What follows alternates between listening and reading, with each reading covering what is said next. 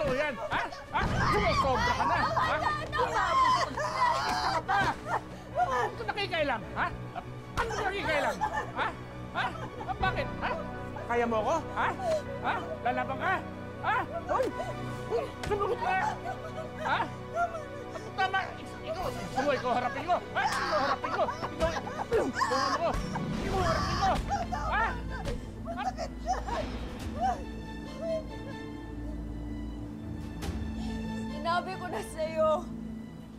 Sinabi ko na sa'yo nung huling saktan mo kay nanay. Pag naulit to, papatayin kita! Sige, tay! Saktan mo ako! Magpatayan tayo! Diyan ka magaling, di ba? Wala ka respeto. Kung ganyan ka lalaki sana, hindi ka na inirin ng nanay mo! Sana hindi mo na lang kami binuhay. Total, hindi mo naman kami kayang buhayin eh. Laki-laki ng katawan mo pero wala kang silbi. Nasengo ko na nga, palamunin ka pa! Namiya ka. Sasaksakin mo ko. Ha? Sasaksakin mo!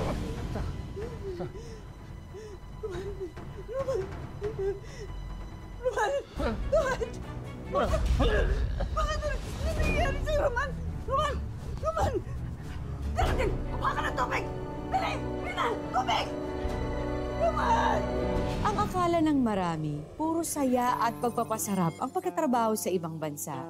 Ang totoo, bago pa man lumipad ang isang OFW, marami na siyang sinasakripisyo. At pagdating niya sa abroad, patong-patong uling mga sakripisyo ang kanyang haharapin at titiisin.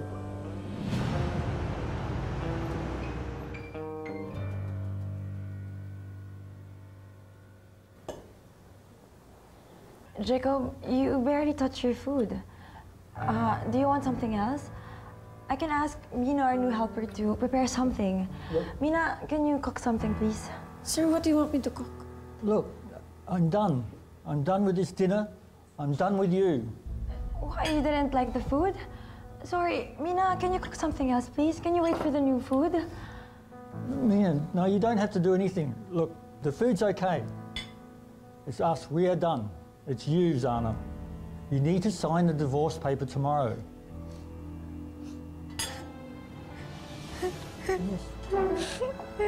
Jacob, wait, stop. Wait, please wait for the new food, please. Take care, darling. Dad loves you. You know that, okay? It's all right. Enough.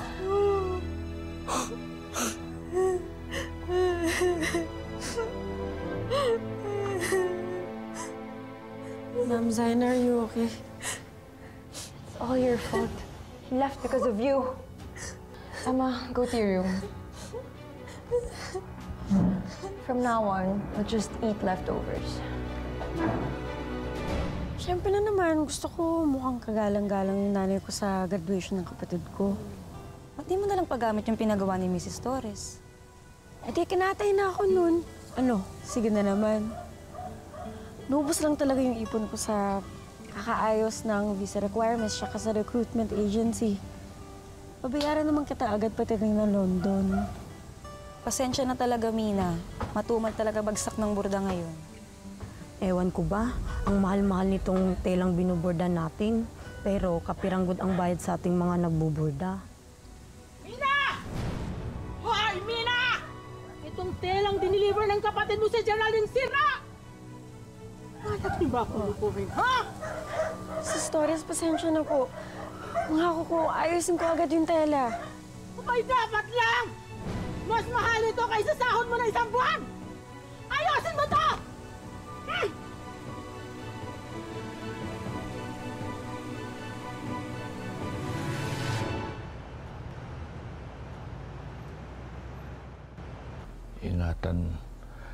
Ingatan mo yung sarili mo sa London, ha?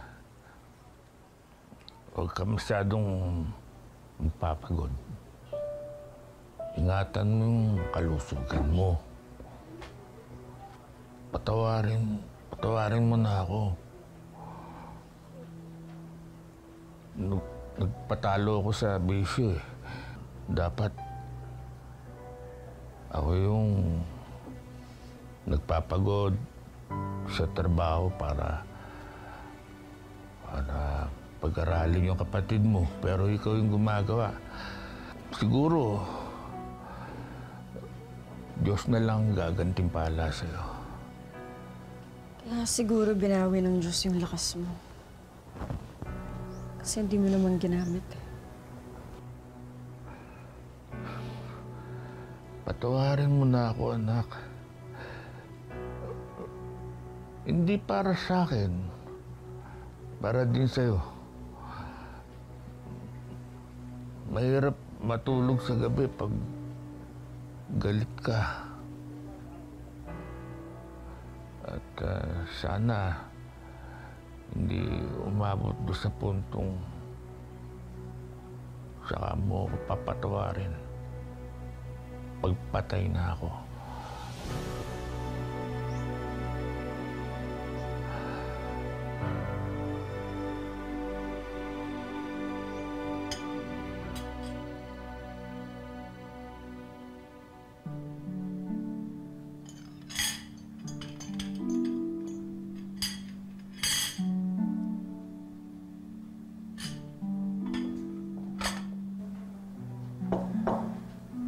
Sorry, you eat it fast while my mom is still outside, okay? Thank you, Emma.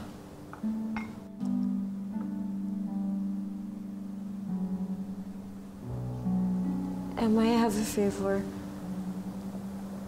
I want to text my family, but your mom won't let me borrow a cell phone.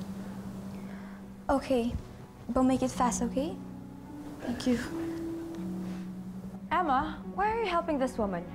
Go to your room.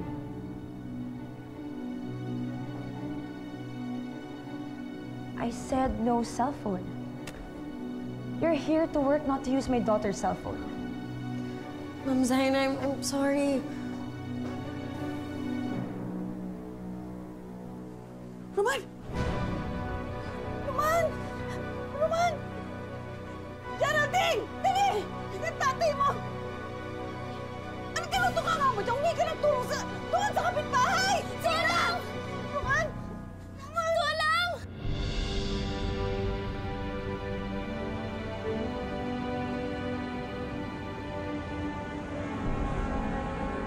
Yes, Emma, it's okay. Please tell Grandma I miss her.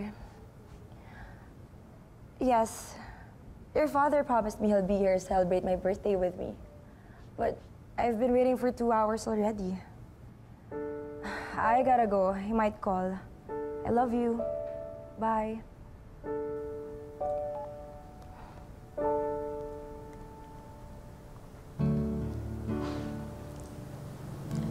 Ma'am Zaina, happy birthday.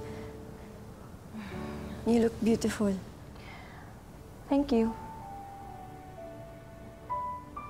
Ma'am, I want to ask about my salary. I will send it tomorrow morning. Thank you, ma'am.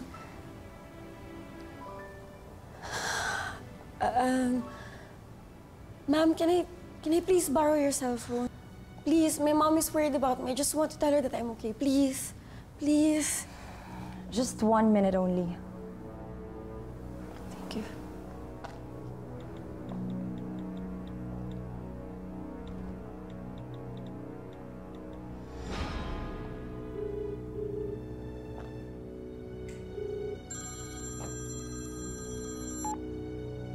Anak? Hello, Nay? Nay, kumusta po kayo dyan? Ayos naman po. Opo, ipapadala bukas ng amo ko yung sahod ko, ha? Anak, inatake na naman ang tatay mo. Si tatay? Ano nangyari kay tatay? That's enough. Minute's over. My husband might call. You're abusing my kindness. Ma'am, please, just 1 more minute. It's an emergency. My mother... You're ruining my day.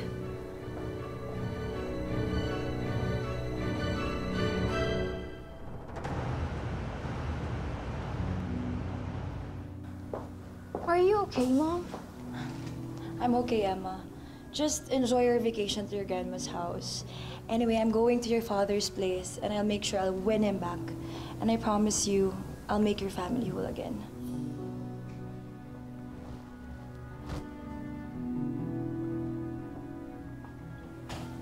Mom, where are you going? It's none of your business. Mom, what about my salary? I'll send it tomorrow morning. Just don't go anywhere. Stay put. Mom, when are you coming back? Mom! Mom! Mom! Mom, my salary! Please, please don't leave me! Have mercy on me, please! Mom! Mom, don't leave me!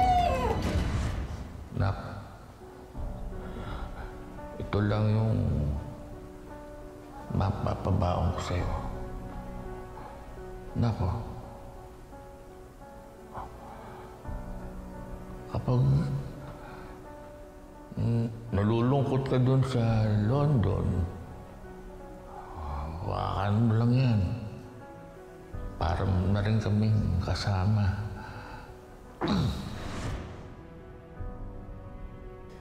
Dahil 3 araw na ako nakukulong dito. Wala silang iniwang pagkain para sa akin. Sa tubig gripo na lang ako nabubuhay.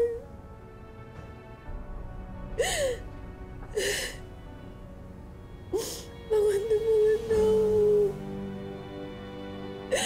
Parusa ba ito sa pang-aaway ko sa'yo? Pero kasi... wala akong trabaho. Lagi ka pang lasing. Tapos lagi mo sinasaktan si nanay.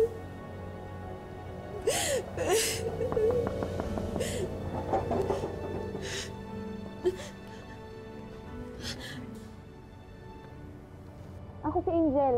Ayos ka lang ba? Bago ka lang dito, no? Isang buwan pa lang ako dito. Ako si Nina. Kinulong ako ng mga amo ko dito. Hindi ko alam kung saan sila. Please, please, tulungan mo akong makatakas dito. Hindi ka pwedeng tumakas. Ang policy ng UK, nakatali ka sa 6 months contract ng amo mo. Hindi ka pwedeng lumipat ng amo, hindi ka rin pwedeng tumakas. Makukulong ka. Pahiram na lang po ng cellphone niyo, please. Kailangan ako tumawag sa Pilipinas. O so, sige, pero bilisan mo lang, ha?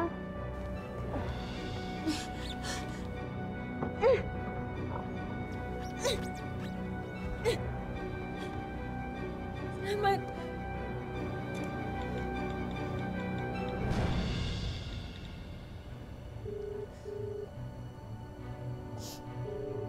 Nay! Nay, saan na? Nagbakasyon lang yung mga amo ko eh, kaya hindi ko nakatawag agad. Nina, ang tatay mo nasa ICU. Kailangan ng malaki-laking pera. Hindi sapat yung nakuha natin sa PDSO at kay Congressman. Diyos ko, Nay, idagdag nyo na lang sa pinadala kong pera. Wala pa kami natatanggap, anak. Anong wala? Nagpadala yung amo ko, Nay. Wala nga, anak. Ay, hindi pwede. Meron yan. Nandyan lang yan. Bumalik lang kayo sa remittance center. Pasensya na, kailangan ko nang umalis. Nandiyan na yung amo ko eh. Babalikan na lang kita sa day off ko.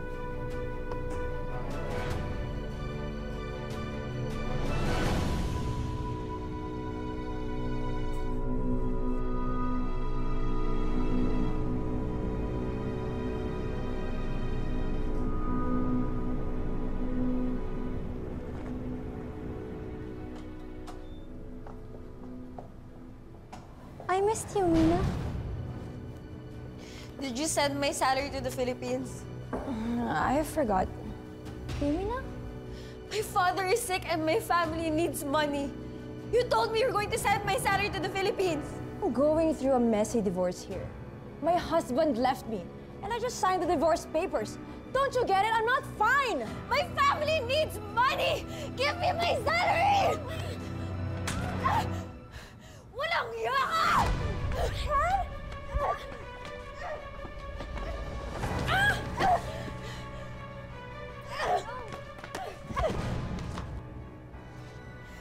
ko lahat ng pananakit mo sa akin para mayahon yung pamilya ko.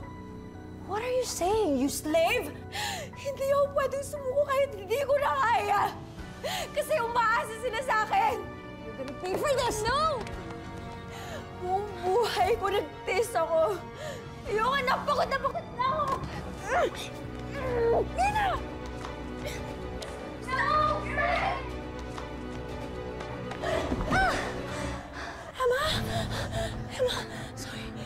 Look what you've done! Go to hell! Mom, no!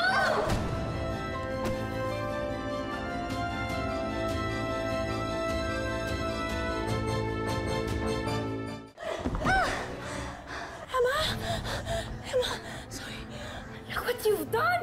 Go to hell! Mom, no!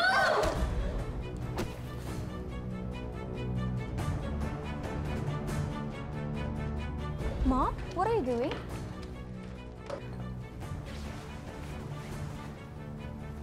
Mom? Mom, no, don't do that! Mom, no!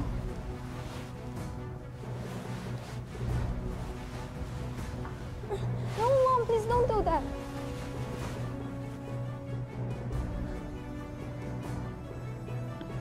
Mom? No! Mom! My God, what are you thinking, Mom?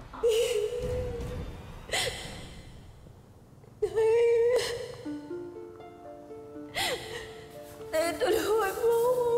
Hirap na ako. Huwag kang susuko, anak. Lumabang ka.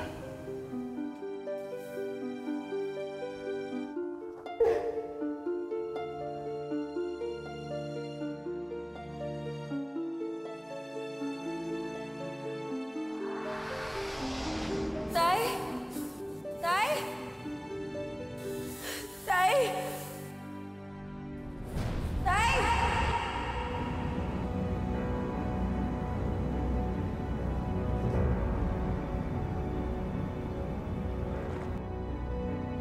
Tay? Tay? Mina? Mina? Mina? Mina? Thank God you're alive. Mina, listen. You have to escape while my mom is still sleeping. Do you get me? You have to escape.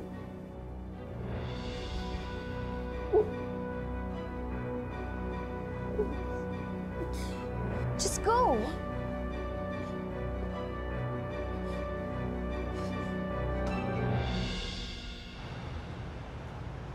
Hindi po ako pwede bumalik ng Pilipinas. Wala akong naipon dito. Para na lang yung pamilya ko.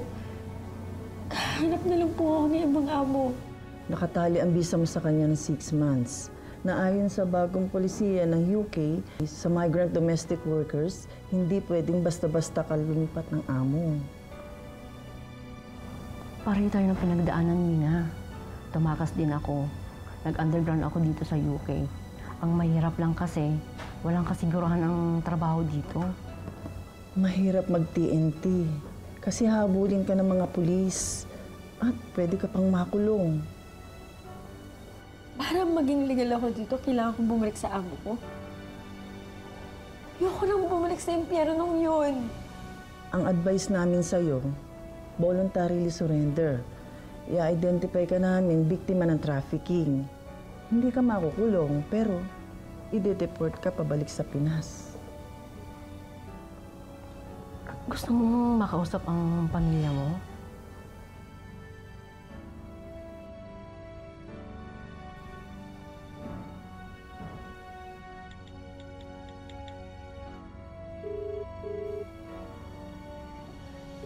Nay! Nay, si Mina to. Hindi po. Nakitawag lang po ako. Ha? Ano nangyari kay tatay?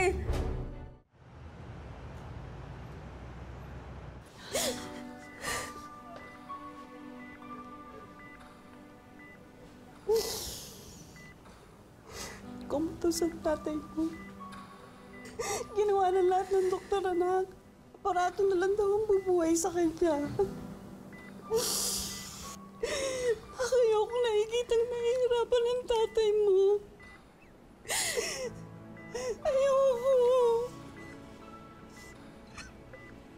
Anak, alam ko rin naman na ayaw ng tatay mo na mabaon tayo sa gastos dito kasi wala na tayong pera. Wala naman ang tatay mo. Hindi ko sinabi sa'yo nun. Pero bago ko umalis pa London, pinatawad na kita. Tayo, patawarin mo ako. Patawarin mo ako sa pagmamulupit ko sa'yo.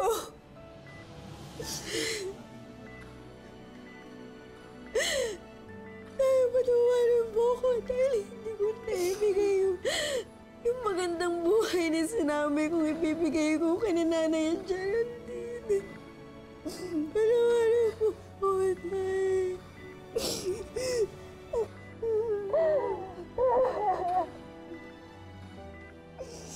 Mama!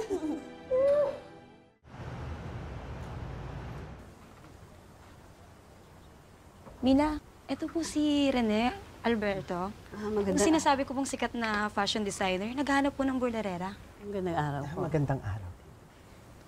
Si Mina po. Magaling yan. Magandang araw sa iyo, Mina. Pwede bang makita yung mga gawa mong borda? Opo. Teka lang po.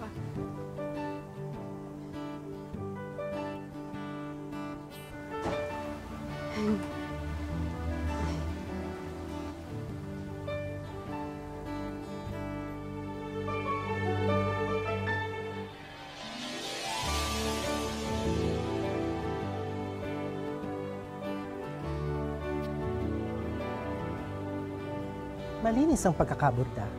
Gusto ko. Kaya lang, kaya mo ba ng rush? 5 days? Ako, Mari, pumayag ka na. VIP ang magsusuot. Tsaka magandang bigayan. Kayang-kaya po. Mina, siguraduhin mo lang ha, dahil ang pinakaayaw ko sa lahat ay yung napapahiya ako sa customer. Bueno, kung payag ka, bukas na bukas din ipadadala ko dito sa bahay mo yung mga materyales. Lalong-lalo na yung sinulid. Imported yon galing Japan. Kaya bigyan mo ko ng world-class work. Naintindihan mo? Yes, sir.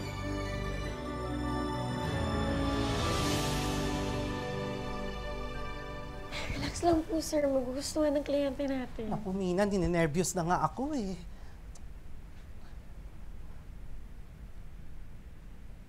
I don't like it. I love it. Ang ganda ng disenyo. At di kalidad. Napaka-unique. Ano naman po yan, ma'am? Walang makina. Great job, Iha and Rene. Sa susunod na event, sa inyo ulit kami magpapagawa. Naku, thank you very much po, ma'am. Thank you, sir. Thank you po. Thank you, sir. Thank you.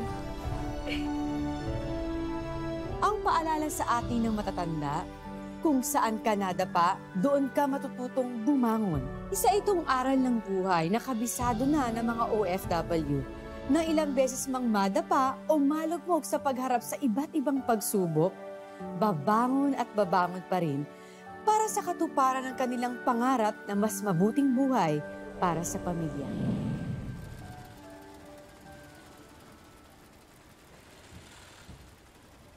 Parang kailan lang, sa ilalim lang tayo ng puno, bordadera.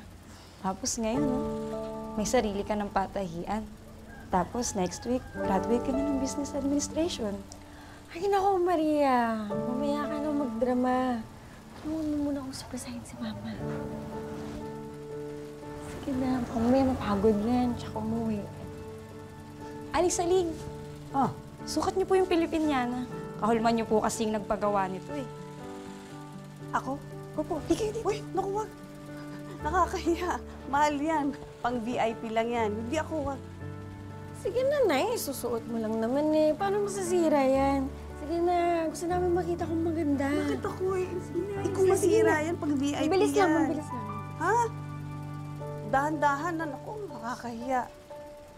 Bagay na bagay. Mabilis lang, Nay. Promise. namin makita kung maganda. Ano sa tingin mo, Mina? Perfect! Talaga? Saktong-sakto sa super VIP. Sinong VIP yung magsusuot nito, anak? Ikaw. Ako? Ako magsusuot? Bakit ako? Isang linggo namin pinagtulungan gawin yan ni Maria. Ito yung susuotin mo sa graduation ko next week. Opo. Suot ko to sa graduation mo? Oh, anak. Alam mo, kung nandito lang ang tatay mo, siguradong proud yun sa'yo. Saya ako, Nay, dahil natupad yung pangako ko sa kanya.